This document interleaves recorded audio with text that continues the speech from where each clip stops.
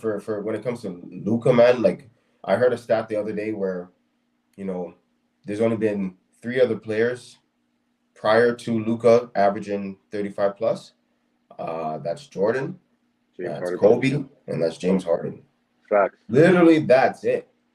Yeah. Ever. So I'm like, you know what? That's kind of got to go with that. Kind of got to go with that. But it's kind of, in my opinion, and this is a little bit of hating, a little bit. The NBA's pace is so much faster now. Yeah. I hate those kind of stats because it's like when Jordan was averaging 35 a game, the three wasn't prevalent. You don't try to say the pace was slower. Yeah. You don't try to say so. I think his 35. No, Luka's 35 is impressive. Don't get it twisted. It's still impressive, but Michael Jordan and Kobe's to me is just so much better just because of the play style of the game and stuff like that. I feel like in a couple of years, averaging 35 points a game is not even going to be a big regular thing. Yeah, it's going to be a regular thing. You know what I'm trying to say? And then that's why people would say that if Michael Jordan was playing in this era, he'd average 50 points a game because they're looking at players like Luka and James Harden, right? Most people will say that Jordan's better than both. So if these guys are scoring 35 points a game in this era of the NBA, what's stopping Michael Jordan from scoring 50? You know what I'm trying to say? So they're saying so what I'm hearing is they're saying that back then's 35 is today's 50. Yeah. It's inflation. It's inflation, bro. Yeah, it's inflation. Okay, but what is your stance on that? Do you think you could just take the same MJ from there and plop him now and he's, averaging 45 to 50? Do you think that's really happening?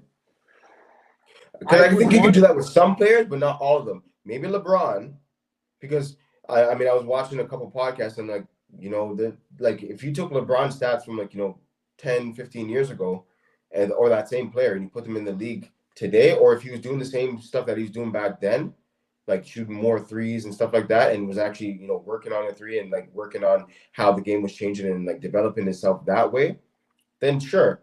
Then he could probably average 35 or 40 as well. If he wanted to today, he could probably do that right now if he wasn't passing the ball, right? He'd obviously have 3 assists, but he'd average 37 points a game. And that doesn't sound too far off from who Kobe Bryant was. He'll probably give you 40, but he's not giving you 8 assists or 10 assists.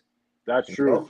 Yeah, because points responsible for if LeBron's giving out sets, because I think his average is 27 points, 7 rebounds, 7 assists. So I mean, LeBron's giving you at least 7 assists throughout his whole career each game. So that's what a potential 14 to 21 points that he's responsible for just because he's passing the ball and stuff like that. So I mean, it wouldn't be crazy for him to average that much. You know what I'm trying to say? It's just that if we're talking about LeBron of Miami Heat days, it'd probably be a little bit harder just because he wasn't shooting the three as much. Yeah. LeBron doesn't shoot the best from the free throw line and stuff like that. Yeah. So him averaging 35, 40, I'm not saying he couldn't do it. It just probably would probably overexert himself to do it, if that makes sense. Versus because Kobe, he gets to the line, he's hitting his free throws. Jordan's hitting his free throws.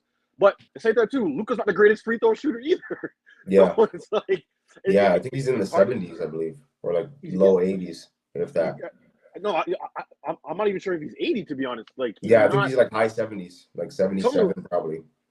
Right, and he's scoring that much because he's just hitting his shots. He's a scorer. Luka's hitting.